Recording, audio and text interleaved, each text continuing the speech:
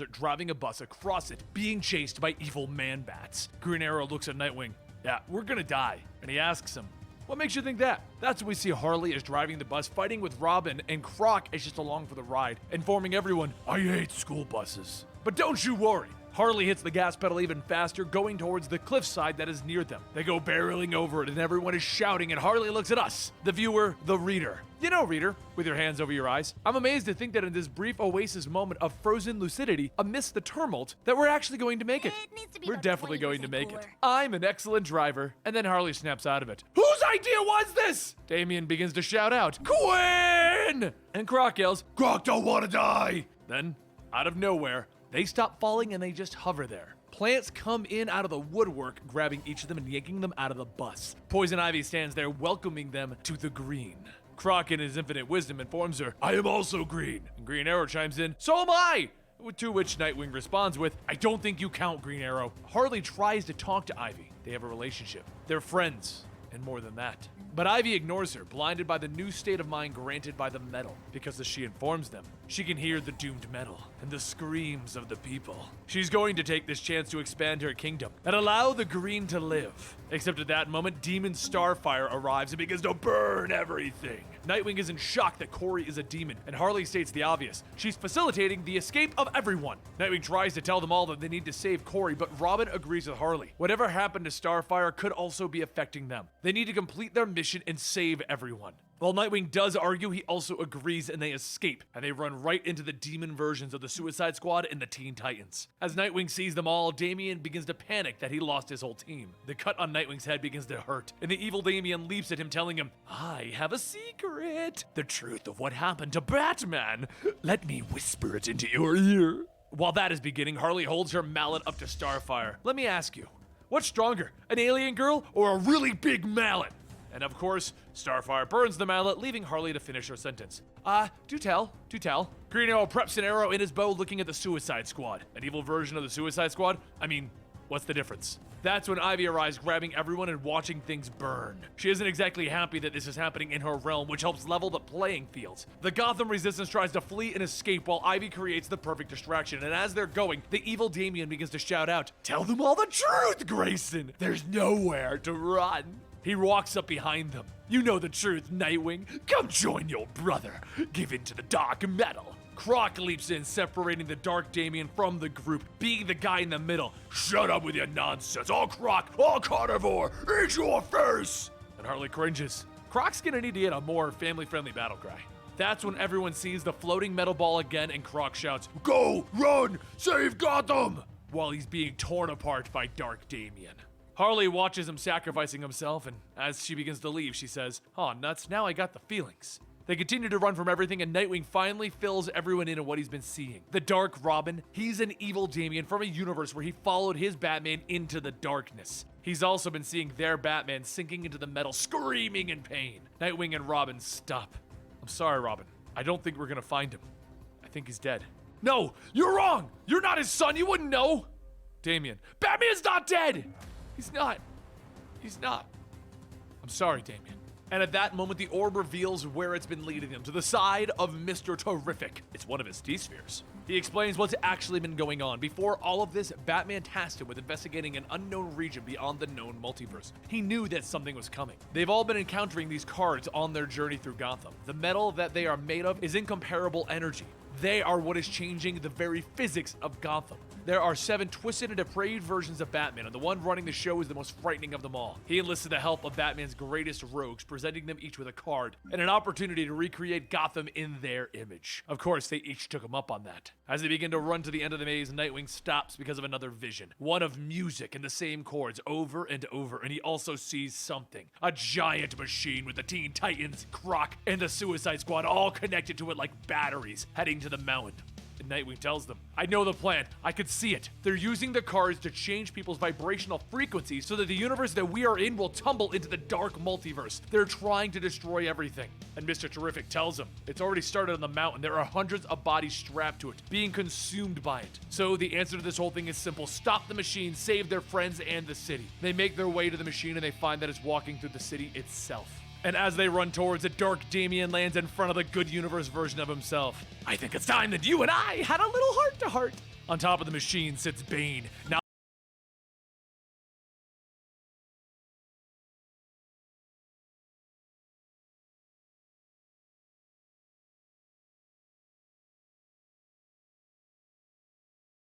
kill me.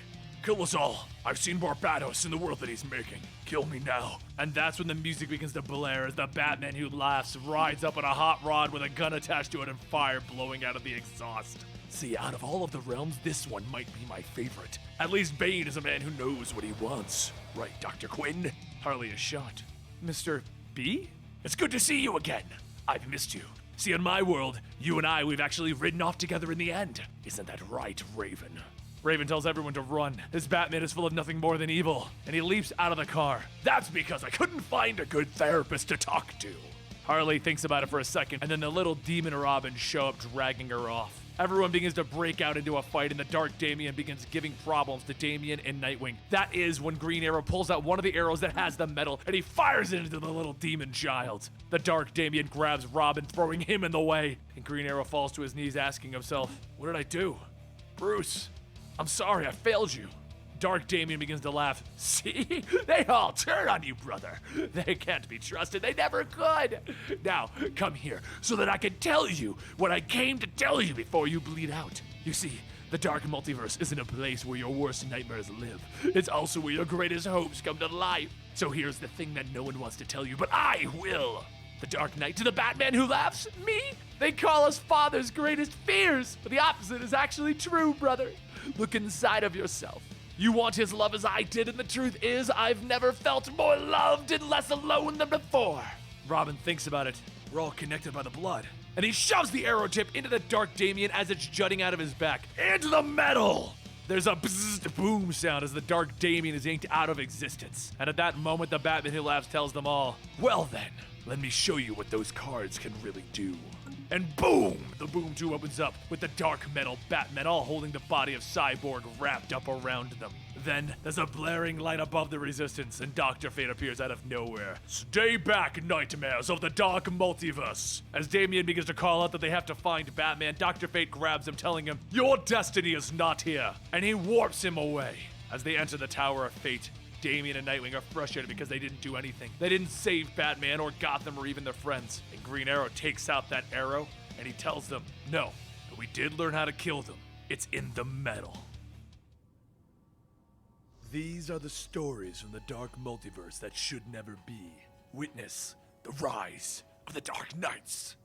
How do I feel? In that moment when my whole world changed? We go back to the moment when Bruce Wayne was a child, standing over the bodies of his parents. The moment that defined him, that turned him into the Batman. The moment where the gunman stood there and realized his mistake. When I stood there, helpless as my mom and dad's blood was running into the gutter, I felt nothing. This is the moment that changed Bruce in this universe. But what if instead of being terrified, what if instead of letting this moment define him in his goal to stop crime, it defined him in a different way? And he chased that man. He showed no fear. Something behind him sensed that, and it ran after him. Bruce Wayne, you have the ability to overcome great fear. Welcome to the Green Lantern Corps. I remember I didn't overcome fear. It was obliterated from me. And I didn't give any thought to the word core, or even what the hell was talking to me. All I cared about was him. Bruce floated on top of him. You bastard! And he pointed the ring at the man, prepared to do the one thing that the ring would not allow. Bruce wanted to kill that man. Instead of killing him, though, it charged up and it told him, error, first law of the Green Lantern Corps, lethal force not permitted. And Bruce wasn't stopped and he shouted, kill him! And again it told him, no. He looked at the ring. I don't care, do as I say! And it began to read willpower at 100%, willpower at 117%. Bruce remembers that day. He didn't feel fear or doubt. He just felt the void inside of him, and he shouted that he deserved to die! Bizarre and strange constructs came out of the ring, and it began to read, error, willpower exceeds, and then the messages got garbled, and it announced, lethal force enabled, as it tore the flesh and bone away from the man that killed his parents. He remembers his thoughts. I had the most powerful weapon in the universe on my finger, and he went back to the bodies. Ring back my mom and dad. The ring had tapped into something unholy, and it began to raise the dead. And Bruce remembered that he would have given up the ring to have his real parents back, not these zombie versions as they stood up. As he launched into the sky, leaving them there, he was alone. At first, they called him a hero, and due to that, Jim Gordon called him to the rooftop of the GCPD to question him about a few missing persons. Bruce advised him to remain polite, as the last cop who threatened him regretted it. The issue is that Bruce is killing without remorse or boundaries. Why did these villains deserve to live when his parents didn't? Why? Jim continues to ask about the people who are missing, asking the Lantern what he did to these crooks, to the Scarecrow, the Penguin, Two-Face. We see that he flew through the building, pointing his ring at them, and then he initiated something that we had never seen before, and he told the ring to initiate blackout. All around, the void exited Bruce, as it was inside of him all along, and everything went into the darkness, except his eyes and the ring. The villains did nothing but scream in terror, and as Bruce said, in the darkness, he wasn't alone anymore. As for the Penguin, he took him into space, and he left him there to be torn apart by comets. And then he looked at Jim. Just look up. You see that? It's his spleen and his brains. Jim stops. Lantern, this has to stop. This isn't justice. I don't care what you do to me. Someone has to stand up for what's right. What you did to Detective Bullock, God help him. I know you're hurting, but Bruce summons a giant Green Lantern as he tells Jim, you don't know me. I'm not an idiot. A couple of years ago, 3 dead in Crime Alley. Aren't you tired of feelings like this? Bruce, shut up. You have a daughter, right? Sad she'll have to grow up without a dad. And Bruce turns around, blasting Jim Gordon with the ring, killing him. At that moment, he gets a warning. The entire Green Lantern Corps is coming to town, and he sees them, and he realizes that there are a lot of Green Lanterns out there. And he turns to his ring, and he simply says, ring? It responds by initializing blackout. And all around the Lantern Corps, creatures of darkness and terror appear. They envelop and surround the Corps, and he tells them, I have friends too. I made them in the dark. The Corps is decimated instantly, with most of them being killed. But one Guardian survived, and he pulled himself towards Bruce, telling him, stop. The darkness, it destroys everything. And in response, Bruce tore his head off his body. And then he remembered how he felt. Vulnerable, helpless, alone. He missed them and he couldn't take it anymore. He didn't want to be Bruce Wayne. He didn't want to be the Green Lantern. He wanted to be something more. Something of the darkness. The Dawnbreaker. With the darkness black, I choke the light. No brightest day escapes my sight. I turn the dawn into midnight. Beware my power, Dawnbreaker's might. At that moment, he accepted who he was. He realized his world was crumbling away. He knew what was swallowing it. It was the void that was inside of him, and it consumed all the light. And as he floated throughout the void, it spoke to him. Nice Earth you got there. How's it working out for you?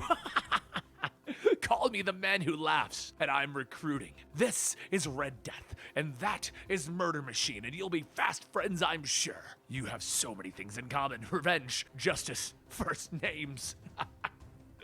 There's a world bathed in light. The people there are fools. They deserve to be dragged into the dark. Their world will crumble like yours. Lord Barbados demands it. You're a warrior of the darkness, and you can extinguish the light. Barbados can spare you from this darkness and bring you to which you most desire. Your parents. All my lord demands is your obedience. Will you kneel or will you die? Well, over at Earth Zero, we see what the Dawnbreaker decided as he soars over Coast City and is in awe at the light and the people living in it. He simply thinks of them as idiots, and he decides that it's time for their world to change forever. He hovers over them, calling out, Ring, initiate blackout. But Hal Jordan appears, telling him, stop where you are. He turns around, and right away, Hal recognizes the face. Bruce, is that you? Dawnbreaker turns to him, I have to warn you. I've killed Green Lanterns before, and I'll do it again. The creatures in the darkness of Bruce's ring begin to pour out and bite and snap at Hal Jordan's feet. He calls out to his ring to stop it, but the ring is confused and has no idea what this even is. With that, it swallows up Hal Jordan into the darkness, and without the light, there is no Green Lantern's might. Until a symbol appears in the darkness, one of fate, and he draws Hal Jordan out of the fight. Leaving Dawnbreaker alone in Coast City as the blackout protocol hits the whole thing. The world of light, a city of hope. Disgusting. Let them feel helpless. Let them feel the void. Let them feel like me. In the dark multiverse, we have the Dark Knights. These are dark versions of Batman who have had their worlds destroyed by destiny. Now, we are on Earth Zero. Witness the rise of the Dark Knights! The only world I've ever known sinks into the darkness below me forever. as does the only love I've ever known. But Sylvester died a long time before my world did. I fought hard to cling on and keep it afloat. After Sylvester's death, but it couldn't be saved.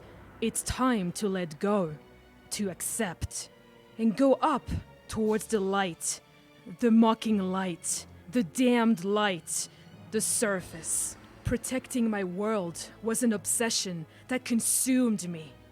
By the end, it was like trying to tread water in the numbing cold when you're exhausted. Better to just drown it all! The drowned rises out of the water in Amnesty Bay, spewing water all over everyone in the area, flooding it with the water. The purple, dark water. One that intends to steal the light. As the darkness consumes the bay, the drowned continues to think on what happened and what is going to happen. The one who laughs told me this town is called Amnesty Bay. Amnesty, a clean slate, a chance for a do-over. A chance to wash it all away and start again. My world was never a good place. It was brutal and corrupt. My whole life I fought to make it better. Even after the rogue metas took Sylvester Kyle away from me, I thought it was an achievable goal. But I was wasting my time because my world could never be redeemed. I know now my Earth was a lower tier world, malformed and broken. One of many cursed to rot and sink. Because of the light up there. No wonder I couldn't save it, despite all my sacrifices. The light is where things are good and whole. Here, life prospers, and it prospers at the expense of the worlds on the lower tier. Like mine. Not anymore. The drowned walks through the now swallowed up Amnesty Bay, looking at the damage that she has done. This is the place that will pay for the loss of her world. One where the have-nots take from the haves. Because as she states, my name is Bryce Wayne, and I'm here to take it. Payment in full. As she walks through the drowned city, she sees the protectors of this city, Aquaman and Mara. She notices right away the differences in this world. The fact that the rules are gender swapped, meaning that her Aqua Woman is an Aquaman here. Aquaman jumps off a shark, lunging at Bryce, and she quickly dodges out of the way, calling him slow and weak. She then throws him back as Mara approaches her and begins to use her Aqua Telekinesis, except Bryce takes control of the water, reversing her abilities on herself. My water, my rules. Aquaman comes up from behind with his trident ready to plunge into Bryce's back, and as she sees the determination in his eyes, she thinks back to how she got here. What turned Bryce Wayne into this monster? It was on Earth -11, 18 months after Bryce had hunted down the murderer of her love and ended the rogue metas. That was when Aqua Woman stood with an army of Atlanteans and attacked. She claimed to have come in peace, but Bryce knew better. They were more rogue metas, a threat to everything that they hold dear. And so she attacked them. She didn't trust them. Her gut was always correct. The Atlanteans were vicious, and therefore Bryce brought the rage to them. She ran Aqua Woman's trident through her own gut to tear out her own innards. But that didn't stop them. The Atlanteans saw this as an act of war, and they pushed on, invading and flooding whole areas of the seaboard towns. They drowned Gotham, so Bryce used her knowledge and abilities to merge her DNA with Atlantean DNA. She needed to bring the fight to them, breathe underwater, grow stronger, control it. And then she created an army. She called them Dead Water, all so that she could win this war. And thanks to me, we did. The price was a new way of life for the victors, a drowned world. So I lit a lamp to shine across the darkness of the deep, a light to signal hope and victory. And one night, that signal fell dark. When I went to repair it, he was waiting for me, the one who laughs. You don't trust anything, do you, Bryce? Nothing at all. This world is done because of it. He was right. I never trust anyone or anything, but I trusted him. But it's not really your fault. It's the light you see, the light up there. So the Batman who laughs showed Bryce the upper worlds, the worlds of light, and how hers was just a lower tiered world in the darkness. He also showed her the other rejected Batmen, the Dark Knights, and then he laughed. You see the light up there? Right up there? How it mocks us all? It's an unsullied multiverse where all is bright and ascendant. It's why we suffer. It's why nothing can be made right. That world is the perfection that you dream. You are its nightmare. That is how the Drowned found her way to Amnesty Bay on Earth Zero. The dead water spews out of her mouth, covering Aquaman and Mera. Bryce's water.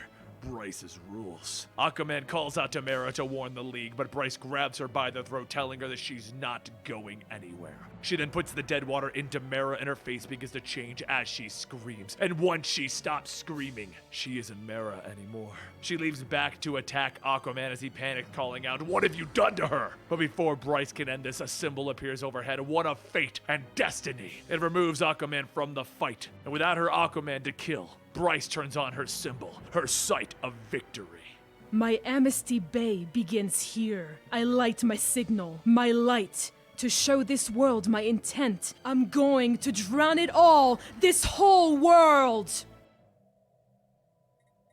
This is Earth -12, back when it all started. It was supposed to be the final battle, the last battle between good and evil. We fought together, Diana.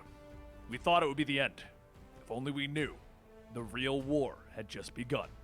These are the stories from the dark multiverse that never should be. Witness the rise of the Dark Knights. Back on Earth Zero in the current day and age, a giant mountain has sprouted out in the middle of Gotham.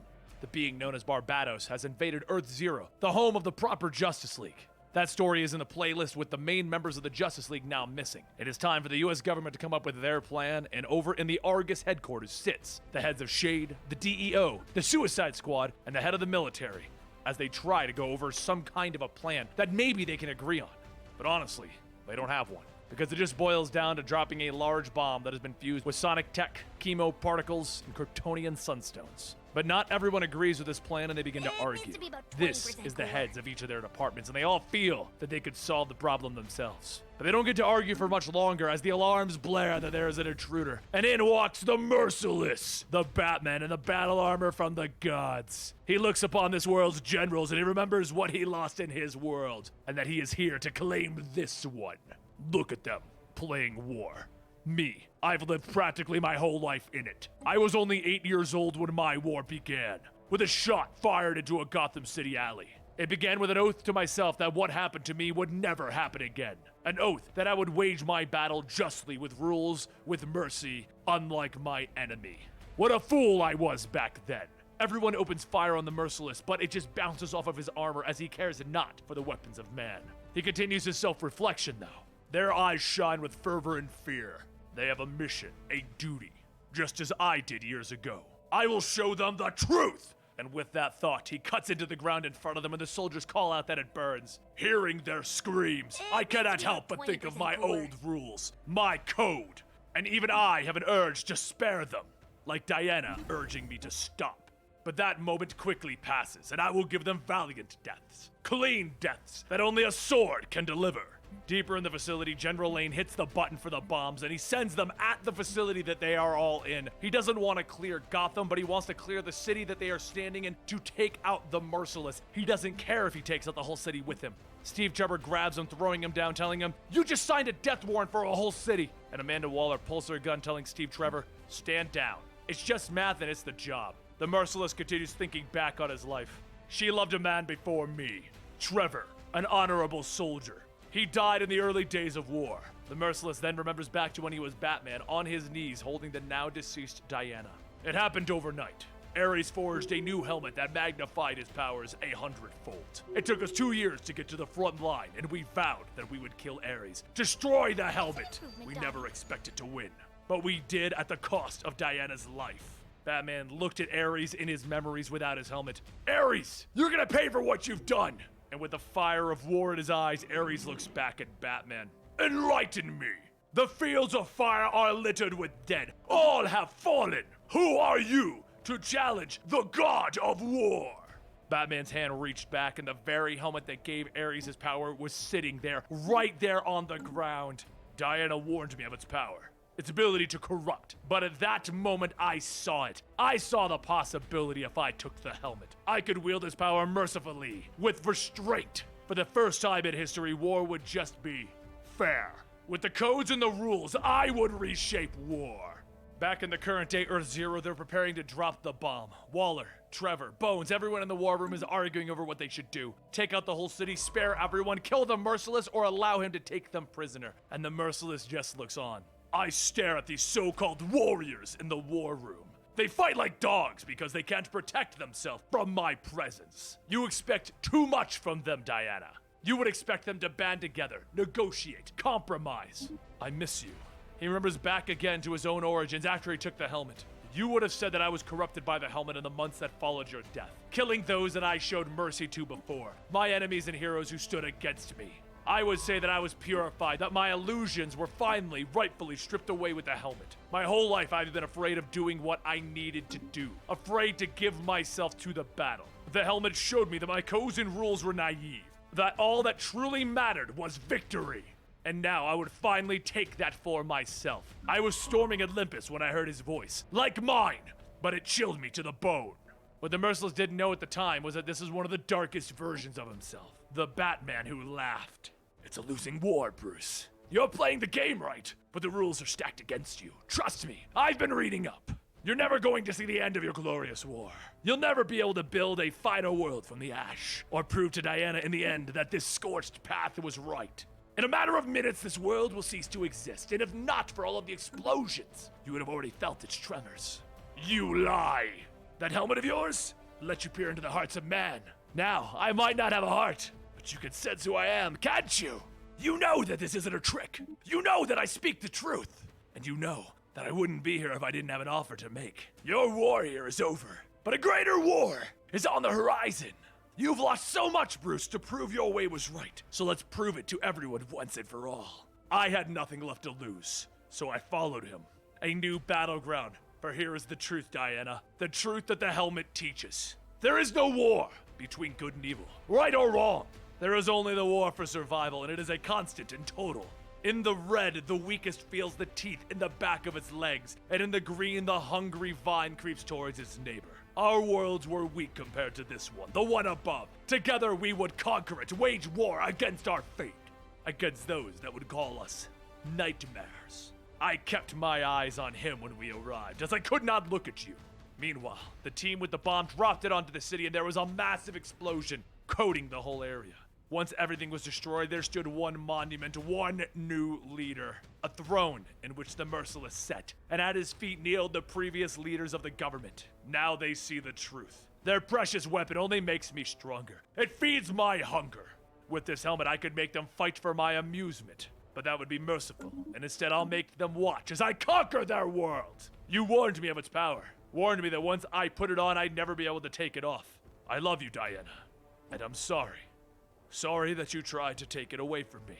But what was I supposed to do when I saw that you were still alive? That Ares had only stunned you. You reached for it, Diana. For the helmet. And I had to strike you down. In Smallville, Kansas, Damien and John are putting on a rock show in the middle of the park.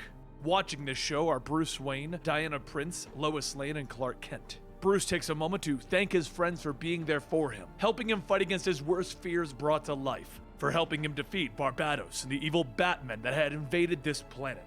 His curiosity brought one of the worst things the DC Universe had ever seen, and with the help of his friends and allies, Batman was able to defeat them and send them packing, saving this world from being overrun by the dark multiverse.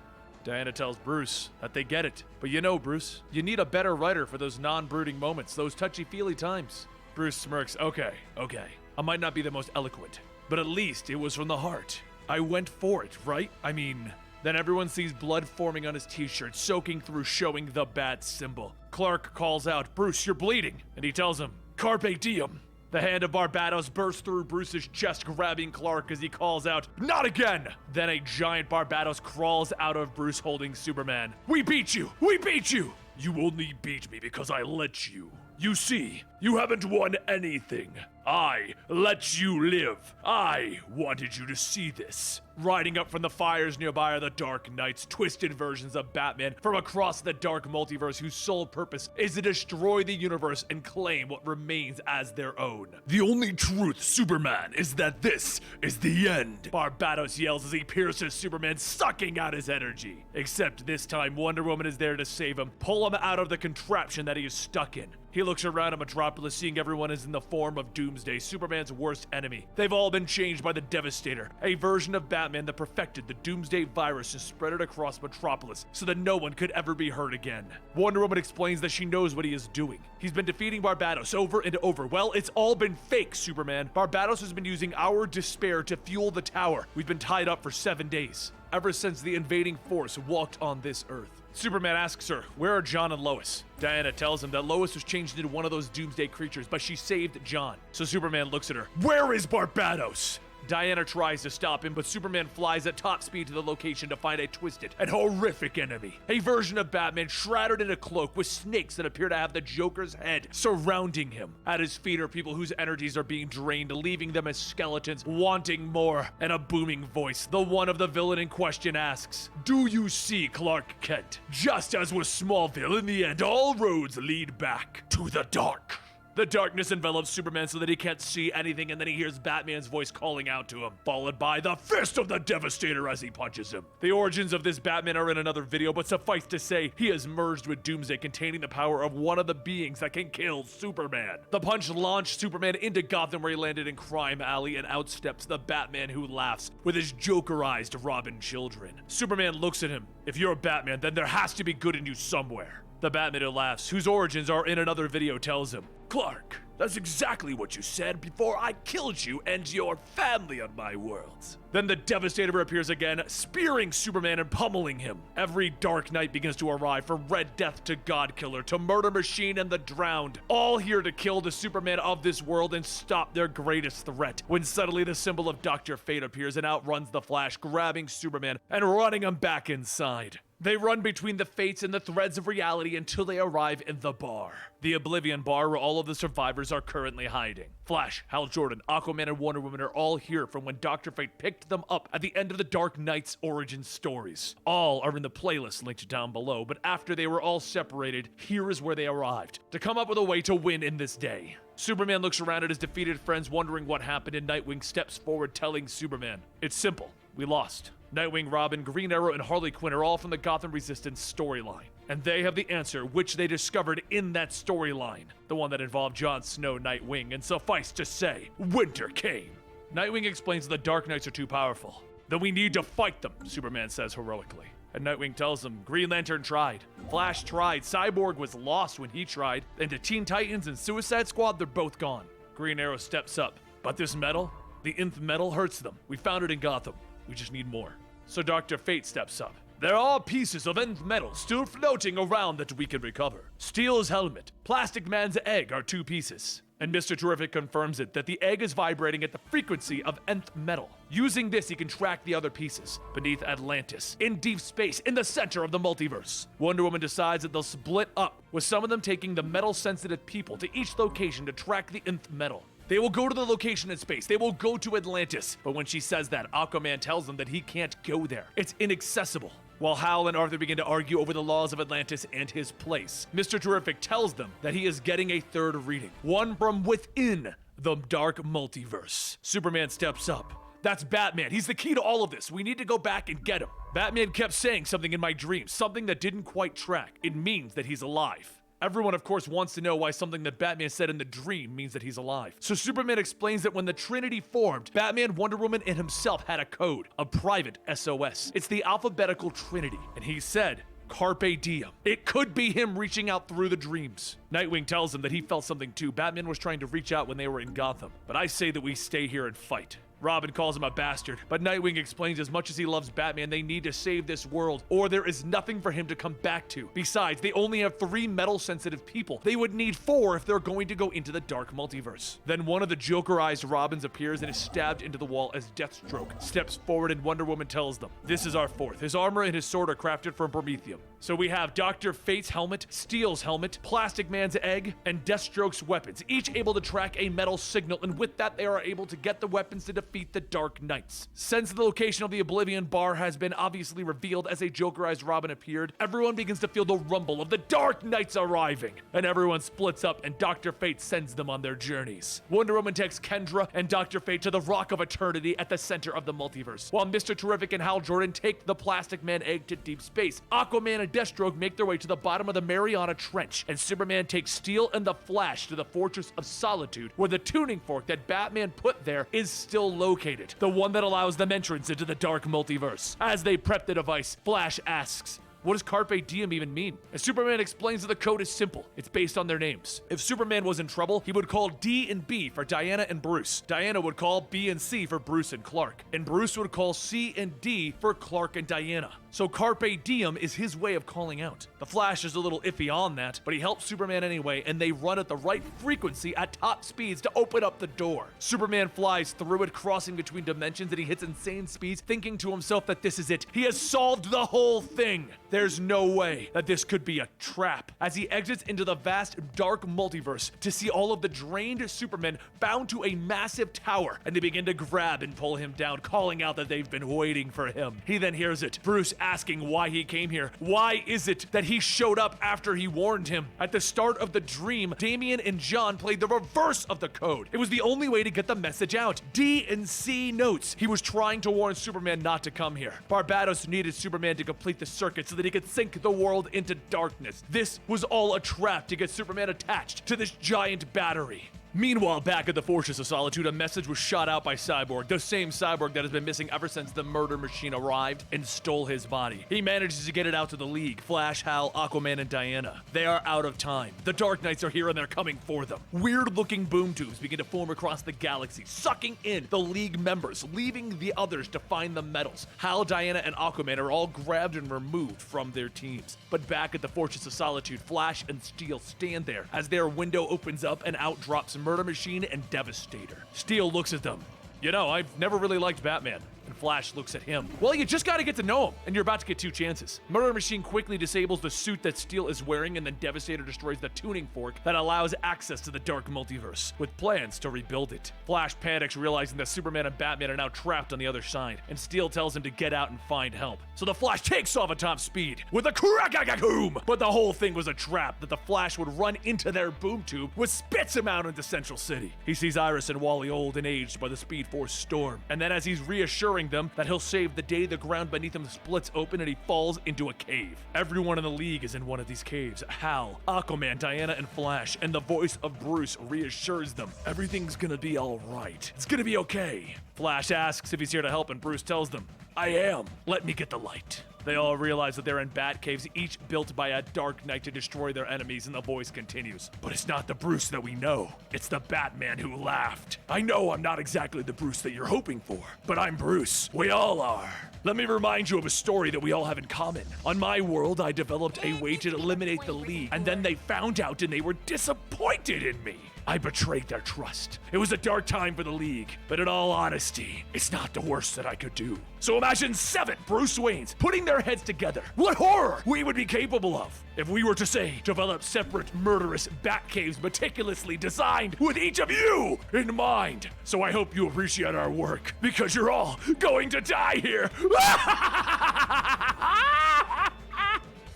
The Flash begins to run around the cave, noticing that it is sand everywhere, slowing him down as it moves and adapts to his running patterns. Red Death explains that his cave is filled with millions of nanites that are responding to whatever he wants, creating a quicksand-type substance. He then explains that on his Earth, the Flash is always in a hurry, never stopping long enough to connect on a case or a mission. Here in this cave, though, Red Death and the Flash We have all the time in the world, Barry. As the sand-like substance parts, the Flash sees Red Death in the Flashmobile, the one that represents death and destruction. Flash tells him, come on, I can outrun any car that you've built, Bruce. And Red Death tells him, come on, Barry, you know me. I'm a billionaire. I didn't just build one.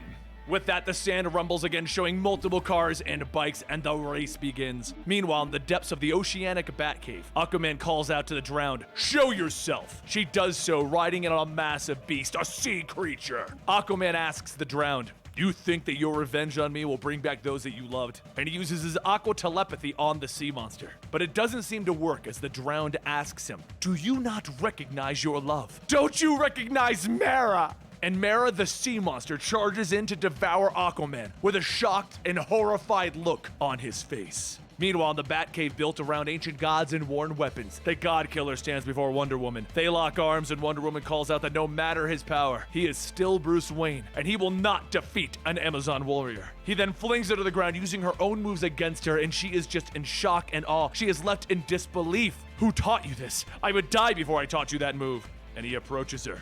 You did. Wonder Woman gets back up, swinging her sword at the God Killer, demanding the truth as he clobbers her with his hammer. And he continues to explain, on my world, I collected all of the coins that your deceased sisters would have used to cross the river Styx, and I reforged them into a weapon of my own. So now, you will join the Sisterhood once again, as the zombie Amazons rise before Wonder Woman. Over with Hal Jordan, he begins to recite his oath in an attempt to lighten up the cave. And the Dawnbreaker steps out telling him, your oath is worthless in my cave. And the worst part of all of this is Cyborg can't help anyone, because the secret weapon that the Dark Knights have against the Justice League is Cyborg himself. Back in the Nightmare Batcave of the Dawnbreaker, he uppercuts Hal, throwing him off his game. Looking around, Hal can't see him. The dark won't save you, Dawnbreaker. I've waited so long to be alone with you, Hal. Hal snickers as the Dawnbreaker comes in, smacking him down. Something amuses you. You, little Bruce, if that's what you call yourself in whatever sewer of a universe you come out of, you are funny. You think I fear you? You think bringing me here and showing me a few spooky voices is going to scare me? Our Batman is smarter. All you've done is get me fired up. And Hal hits him with a blast, except it vanishes into the darkness. Ah, your ring can absorb light. I'll give you that one. It sure is new.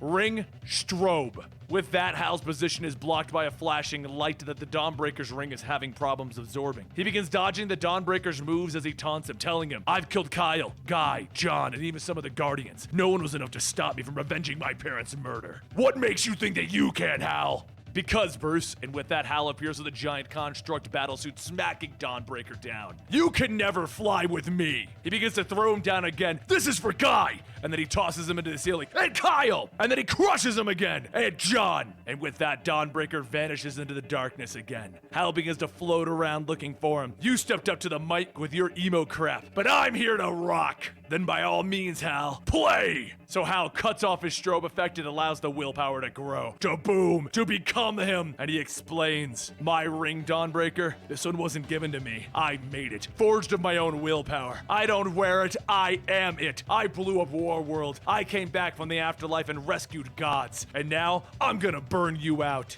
Using the darkness from his own ring, Dawnbreaker forms up every villain of Hal's for him to fight, all to cause him fear and dismay. But Hal Jordan, he looks at them all. Who's next? But in the end, as with all of the League members, the Dark Knights prevail, and the Dawnbreaker drags him out of the cave. He brings him to the rebuilt tuning fork where we see all of the League members defeated and being carried to it, being strapped to be sucked of their energy. And once again, their secret weapon, Cyborg. He sits helpless as the murder machine tries to tap into the Element X in his computer systems, because once the Dark Knights have Element X, they win.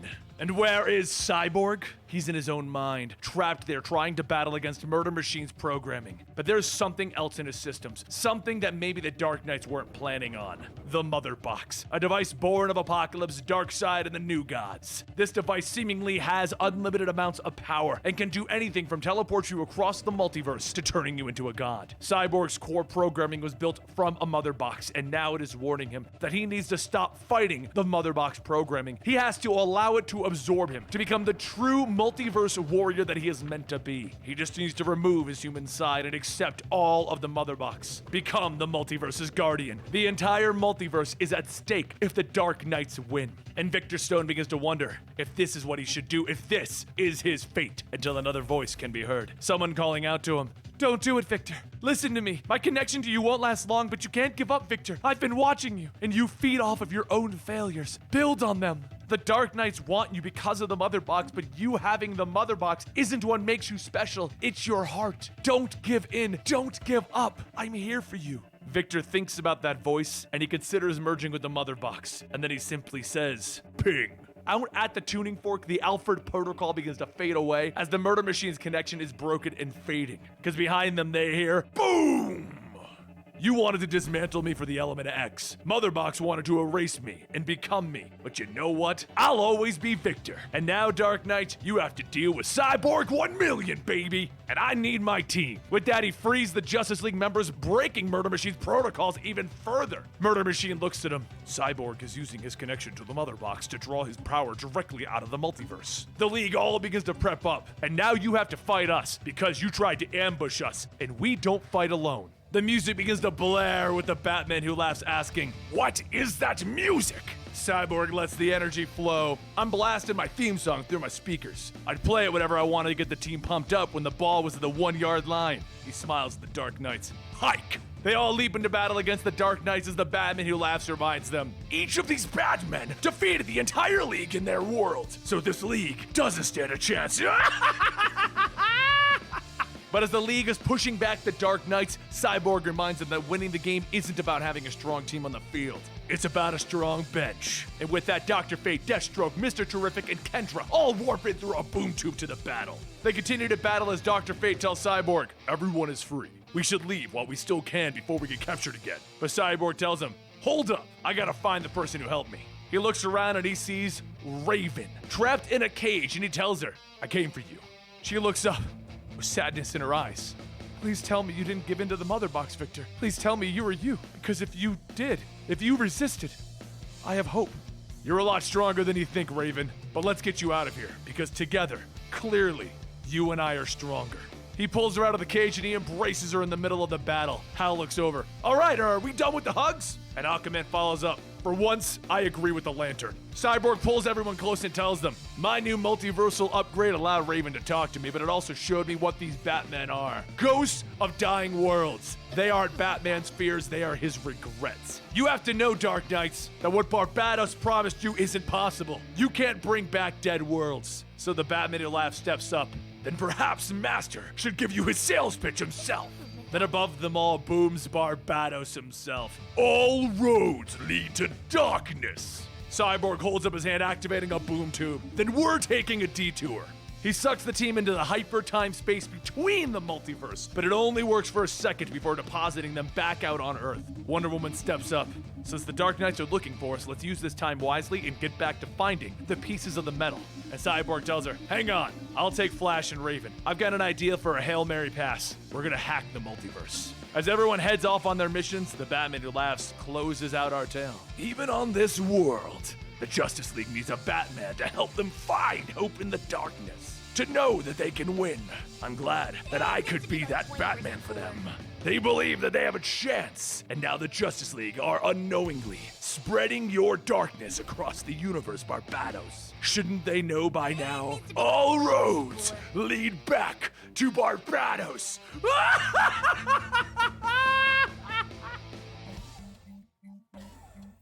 I should have seen it from the beginning.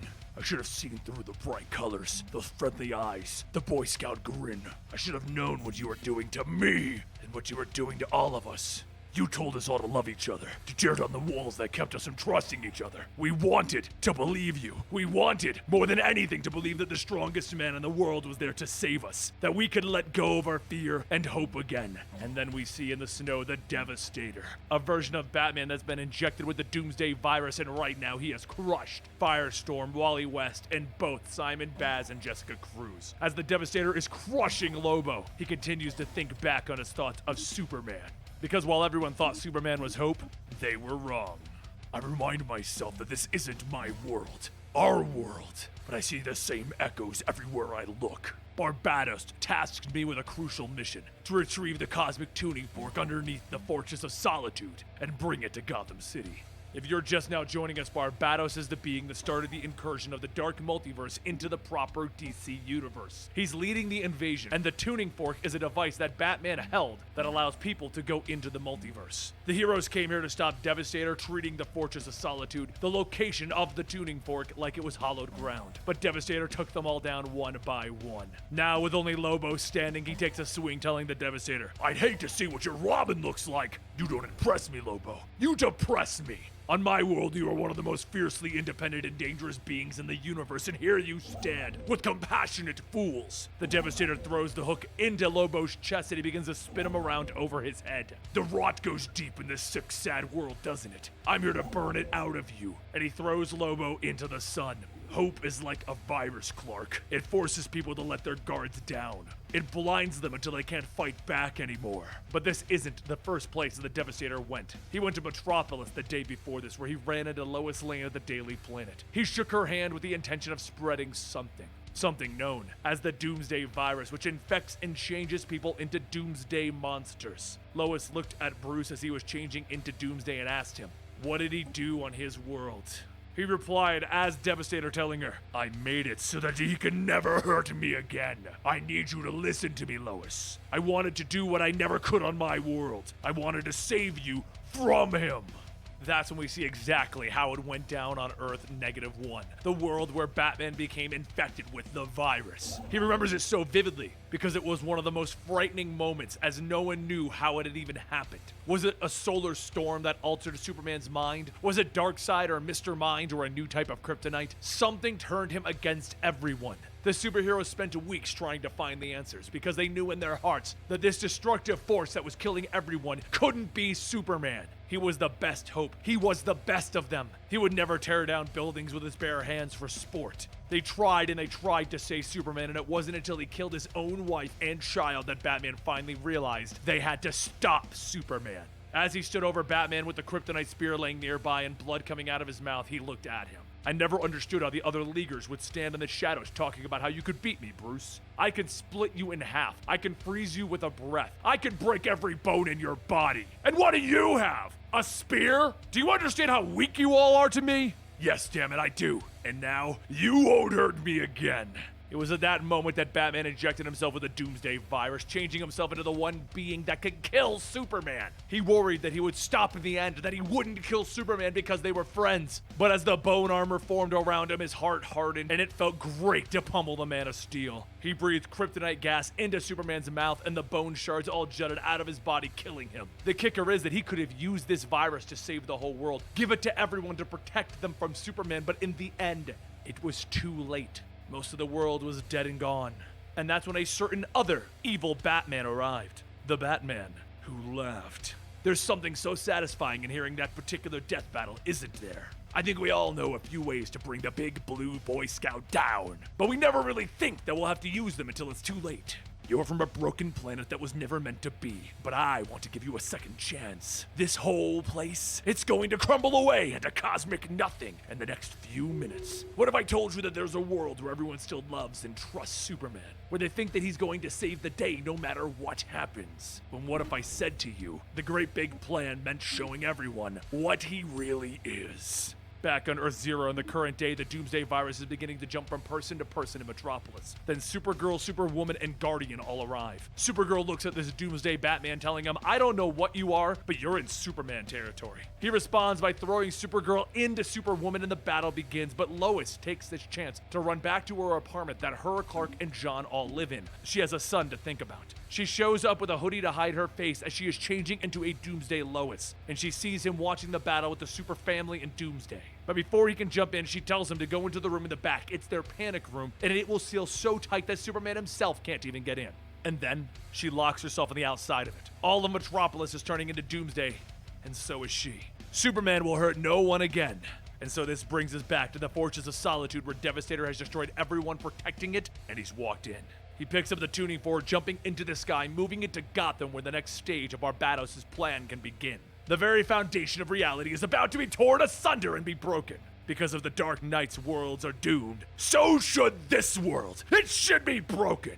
Out in the dark multiverse sits all of the Supermen that Barbatos has conquered, all pinned to his device to allow the multiverse to be broken. And at the end, I hope you understand the truth, Clark. I hope you somehow hear my voice from your prison in the heart of the dark multiverse. I hope you feel my hate, because you did this like you did it to my world, like you do it to every world. You made them believe. You fooled them into thinking that you would always be there for them, to save them, to lift them up, to make them better. And that belief is exactly what will drag your entire world into devastation. I know you're scared right now. You don't need to pretend. I could see you trembling. You don't know why I brought you here, but you know the answer can't be good.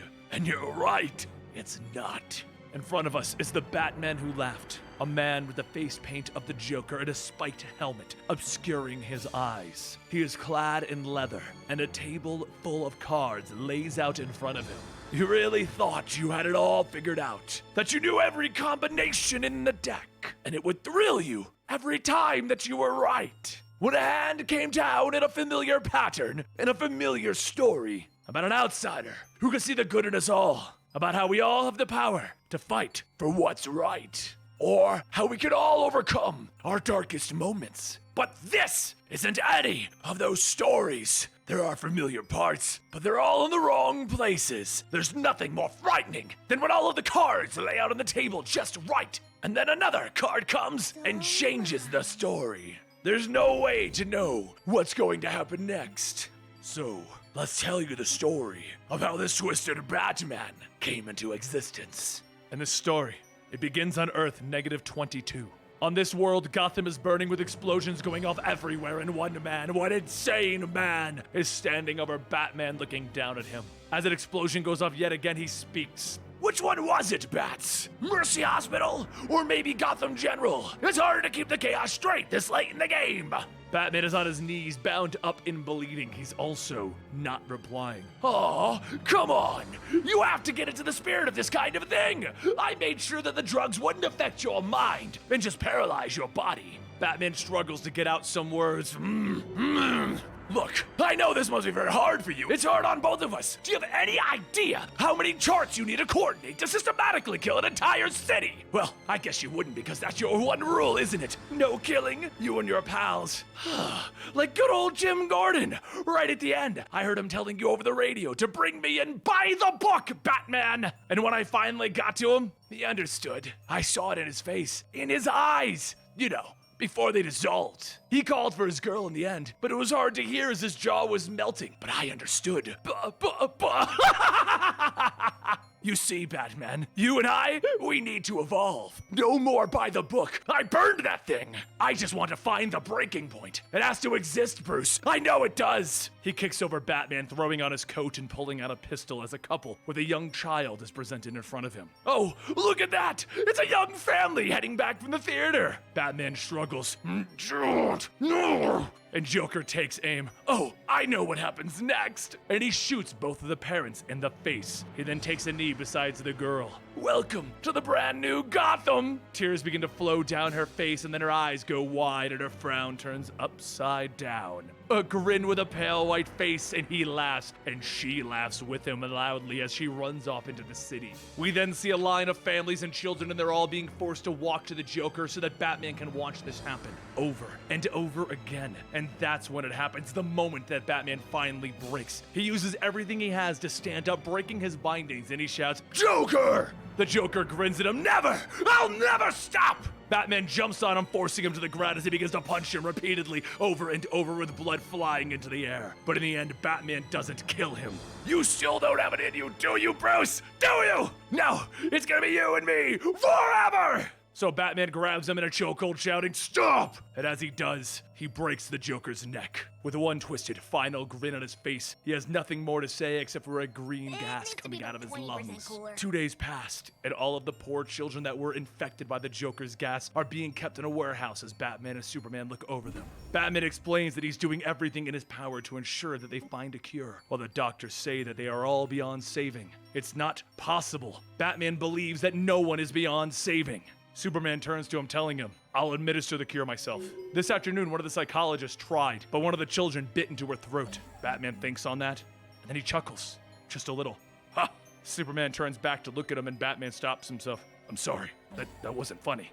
3 more days pass, and Batgirl, Nightwing, Red Robin, and Red Hood are in the training simulator in the cave and have been for 3 hours. They all begin to question the fact that it's been set to the highest settings and that they're all here. And that's when Batman stops it to inform them that he's been stalling, hiding the truth from them. When he killed the Joker, he was infected by some strange strain of the Joker toxin that was locked away in his heart, trapped in his cells, harmless unless he died. It's the most volatile strain that he's ever seen, and it's been rewiring his brain to make Batman more like the Joker. If the process completes, his highly ordered mind, his moral code will be replaced by something evil. It was his last wish that whoever killed him would become him.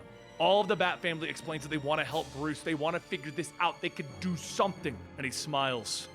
No, that won't work. They continue telling him that they'll win the day. They always do. They've prepared for what if Batman turned evil. And he turns his back to them, reaching into his cape. I know.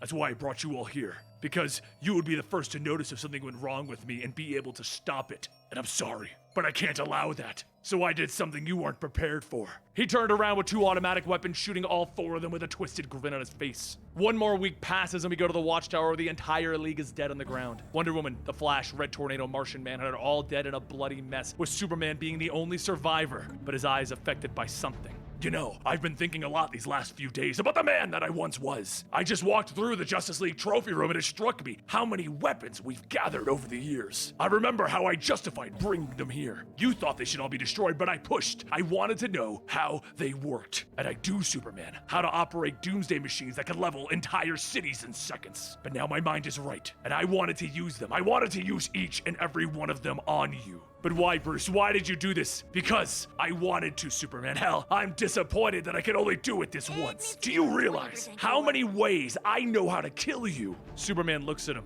The people, they'll see you for what you are and fight back. Oh, they better, Clark. Because it wouldn't be fun if they didn't fight back. Superman hears his family calling out to him, Lois and John both there, and John yelling out the same problem with his eyes. Why don't you pull that old Superman trick of yours? Tell them it'll all be all right. And then it finally completes the full transformation as Batman's voice changes. The good guys always win in the end. I won't cheapen what I stand for. I won't lie to my family. Oh, it's okay. You can lie to mine. That's when we see the children that were affected running out of the shadows and Damian walking forward. Father, can I play with John now? Superman sees him. You did this to your own son. It actually only took a little push. He did it to himself. It gave me the idea of what I was going to do to you. He holds up a black rock. You see this as a modified version of the black kryptonite. And when I gave it to Supergirl, she ripped her family apart before I killed her. Lois looks at him. Bruce, you don't have to do this. Oh, I know. Catch. He throws it at them, and that's when we hear Superman and John both try to fight it, telling Lois to stand back. And we hear the breaking of bones and the snapping of flesh. Batman turns his back to the mess and he draws, with blood, a smile on the wall while he laughs.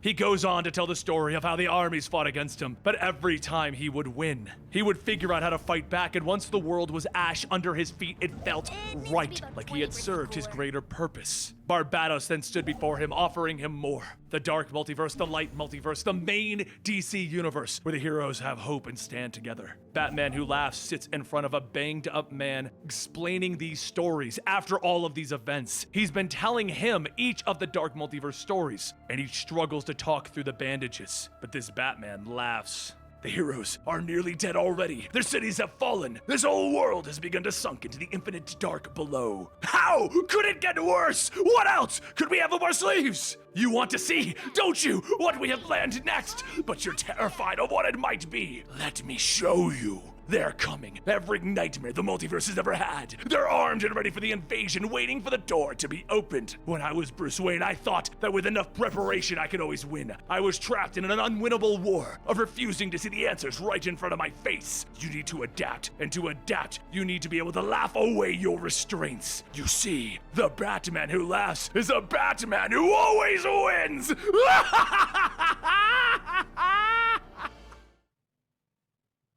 I see you, says the elderly Bruce Wayne sitting in a chair in his study. He glances over at the door where his granddaughter is poking her head in. Grandpa Bruce, you always ruin the surprise. When you're 78 years old, let's see how much surprises you, my dear. Why don't you run along and play with your cousins? And outside of the study, we see all of the other children running around the mansion. I don't want to play with them. I want to hear a story. Bruce glances down at